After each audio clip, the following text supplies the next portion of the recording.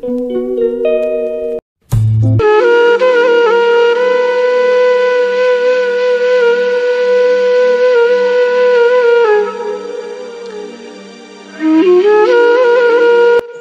সকাল আমার প্রিয় বন্ধুরা।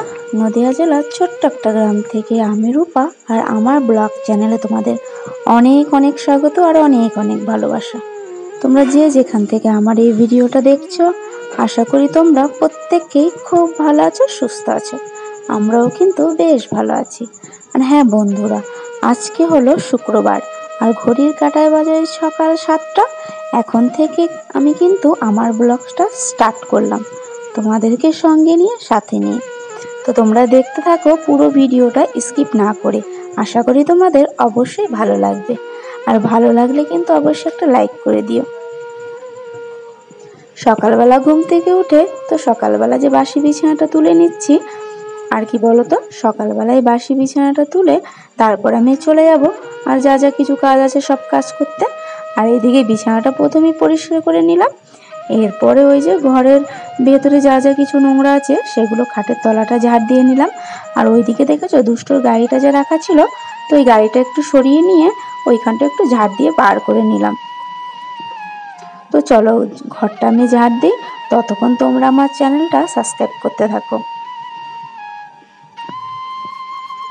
তো ঘরটা কিন্তু আমার ঝাড় দেওয়া হয়ে গেছে।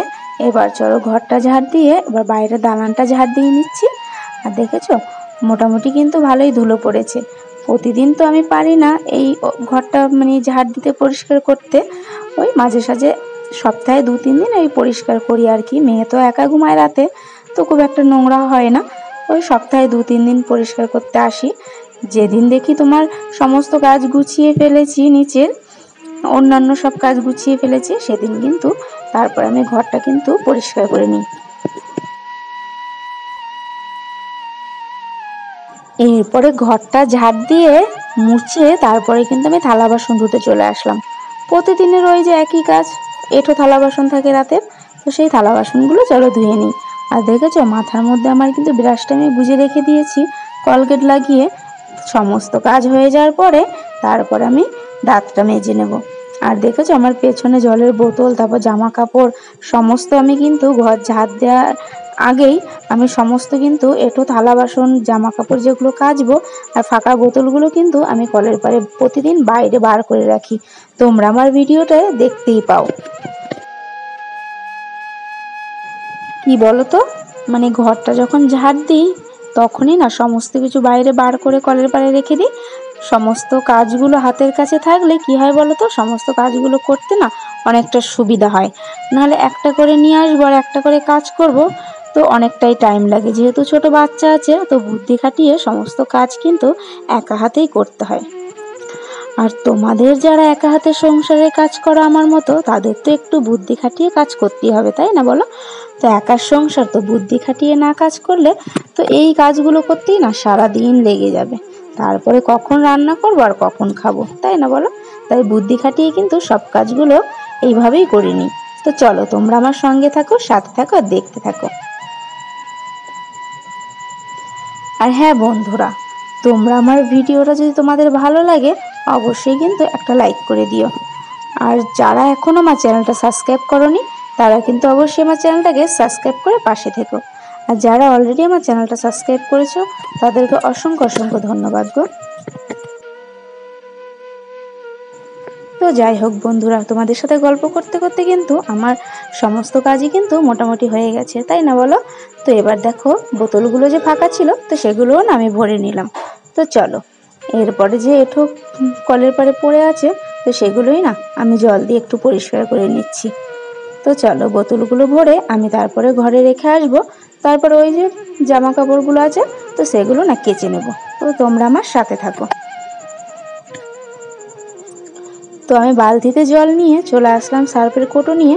যে জামা কাপড়গুলো আছে চলো এগুলো এবার সার্ফও মাখিয়ে নিই। আর তোমরা দেখেছো যে ব্রাশটা সেই কখন থেকে মাথার মধ্যে গুজে রেখেছিলাম, তো সেইগুলো না এখন একটু দাঁতটা মেজে নিই। দাঁতটা মাজতে মাজতে জামা কাপড়গুলো না সার্ফও দিয়ে দেবো। তো চলো, আর দুষ্টু কিন্তু আজকে এখনো ঘুমাচ্ছে, তার জন্য কিন্তু ঝটপট কাজগুলো করে নিচ্ছি। আর কি বলতো, উঠে পড়লো না কোনো কাজই না করতে দেবে না।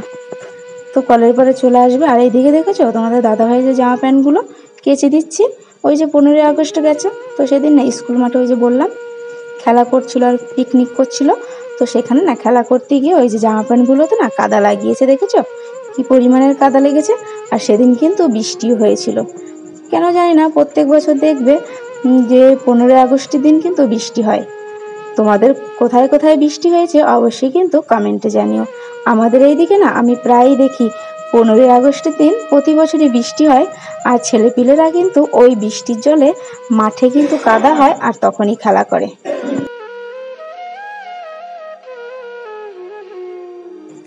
আর কি বলতো, আমার না একদম মানে কি বলতো, তোমাদের দাদাভাই যখন জামা প্যান্টগুলো কাছে আমার একদমই মনে থাকে না। পকেটগুলো যে একটু হাতড়ে দেখবো টাকা পয়সা আছে কি, আমার না সেগুলো মনে থাকে না। তো আজকে কিন্তু মনে করে একটুখানি দেখেছিলাম, তো কিছু ছিল না, আগেও বার করে নিয়েছিল যেহেতু জামা প্যান্টগুলো কাচবো, তো সেরকম কিছুই ছিল না।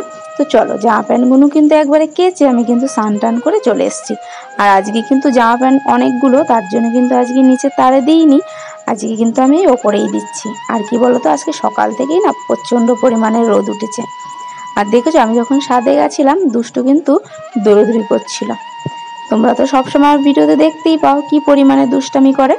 তো যাই হোক বন্ধুরা, দুষ্ট তো দুষ্টামি করবে, এইভাবেই তো আমাকে কাজ করতে হবে, তাই না? কি করব, আমি তো একা হাতে আমাকে সমস্ত কাজ, তারপরে এই দুষ্টুকে সামলানো, তো সবই তো করতে হয়, কিছু তো করার নেই না। কেউ যদি থাকতো হয়তো বা হাতে হাতে একটু সাহায্য করতো, আমার একটু হেল্প হতো, তো নেই যেহেতু আর কি করা যাবে, তাই না বলো? তো চলো আমি না ওই চুলটা আজরাতে না একটু বাইরে বেরিয়ে গেলাম উঠানের দিকে। কেন বলো তো, ওই মাথা থেকে না আজরালে যখন চুলগুলো পড়ে, আর এখানে বসে তো রান্না করব, তো ভাত তরকারিতে চুল পড়লে খেতে গিয়ে তো কেমন লাগবে, তার জন্য না আমি মাথাটা আজরাতে একটু উঠানে চলে গেছি। তো দেখো মাথাটা আজরে কিন্তু আমি চলে এসেছি। আর কি বলতো, এখন না এই বর্ষায় প্রচণ্ড পরিমাণে চুল উঠছে কেন জানি না। তো চলো যাই হোক, মাথাটা আজরে নিয়ে ভালো হবে। মাথাটা আজরে আবার তো সিঁদুরও পরে নেব, তারপরে আবার চলে যাব রান্নাঘরে, রান্না আছে।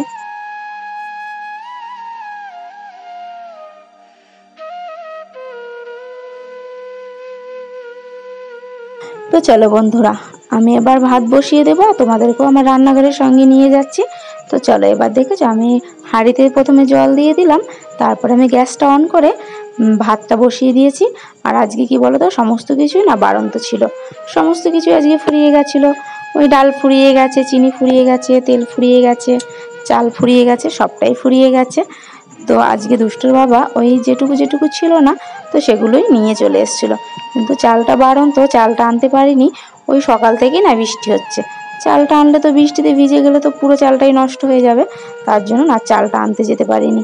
তো দেখো বাজার থেকে কি কি নিয়ে এসছে, পেঁয়াজ ছিল না, তারপরে দেখো তেল নিয়ে এসেছে একটা, তারপরে এই যে কলাইয়ের ডাল, মুসুরির ডাল, চিনি, সাবান, সমস্ত কিছুই বাড়ন্ত হয়ে গেছিলো। আর আজকে রান্না করব ঝিঙে পোস্ত, তার জন্য ওই যে দেখেছো একটুখানি ঝিঙে পোস্ত রান্না করার জন্য একটুখানি পোস্ত, ওইটুকু পোস্তের দাম 20 টাকা, তো কি করা যাবে। তো চলো আজকে আমি বাটনাটা বেটে নিই। আর আজকে কি বলতো, এই রান্না করব না শিলপাটায় মশলা করে রান্না করব, যেহেতু একটু একটু মশলা, তো মিক্সি তো হতে চায় না, মশলাটা ভালো মিহি হয় না, তার জন্য আমি শিলপাটায় বেটে নিচ্ছি। আর এইদিকে দেখেছো আমি ভেন্ডি ভাজা চাপিয়েছি, আর এই দিকটা কলাইয়ের ডাল। আর আমার ভাতটা যখন আমি বসিয়েছিলাম তখন কিন্তু দুষ্টুর বাবা বাজারে গেছিলো, তার জন্য না ডালটা কিন্তু ভাতের মধ্যে কোটোই করে সিদ্ধ দিলে ডালটা কিন্তু সিদ্ধ হয়ে যেত। তো ভাত হয়ে গেছে, তারপরে নিয়ে এসেছে ডাল, তার জন্য কি করব, যেহেতু আমার প্রেশার কুকার নেই, তাই আমি বাটি দিয়ে আমি সিদ্ধ করলাম। তো কি বলতো, যেহেতু একার সংসার, অনেক জিনিসই না কিনে উঠতে পারিনি, জানো তো বন্ধুরা। তো যাই হোক, আস্তে আস্তে করব, তোমাদের ভালোবাসা তোমাদের সাপোর্ট থাকলে যে সমস্ত জিনিস আমার নেই সেগুলো আশা করি আমি করে ফেলবো। এরপরে কিন্তু আমি পোস্তটাও বেটে নিচ্ছি। আমার তরকারিটা কিন্তু মোটামুটি হয়ে গেছে, রান্না বান্না সবই হয়ে গেছে। আর এইদিকে দেখেছো চালের ড্রামটা ফাঁকা, ওই 2-4টে চাল পড়ে আছে। তো আজকে কিন্তু এই সেই রেশনে দেয় না কন্ট্রোলের চালগুলো আজকে রান্না করেছি, তার জন্য কিন্তু কেউ সেরকমভাবে ভাতও খেতে পারিনি আজকে, জানো তো। তো চলো যাই হোক, কালকে বৃষ্টি না হলে কালকে দেখা যাবে কি হবে। তো এরপরে দেখো দুষ্টুকে বিকেলবেলা ঘুম থেকে উঠে ওই যে একটু বেদানা এনেছিল, আর কদিন ধরেই না আমার শরীরটা ভালো নাই, তার জন্য ওই বাজার থেকে একটু বেদানা আর একটু খেজুর নিয়ে এসেছিলো খাওয়ার জন্য। তো চলো দুষ্টুকে তো বিকেলবেলা ছাড়িয়ে দিলাম, তো এখন এটা খেয়ে নিক। আর কি বলতো, ও না কোনো জিনিসটাই খেতে চায় না, আর মুখ নিয়ে কত রকম অঙ্গি ভঙ্গি করছে দেখেছো, এত দুষ্ট নয় কি বলবো। আর এরপরে রাত্রেবেলা ওই যে সিদ্ধ ভাত, যেহেতু অল্প করে চাল নিয়েছি, কেউ কন্ট্রোলের চালের ভাত খেতে পারছে না, খেতে চাইছে না, তার জন্য রাত্রেবেলাও দুটো ওই আলু সিদ্ধ আর ডিম ভেজেছিলাম। আর এদিকে দেখেছো আমি ফ্যান ভাত করেছি, ফ্যানটা ঝরাইনি। আর এই চাল কি বলতো, ফ্যান ঝরালে ভালো লাগে না। তো চলো, ভিডিওটা আজকের মতো এতটুকুই শেয়ার করলাম, কালকে দেখা হচ্ছে আর একটা নতুন ভিডিওর সাথে।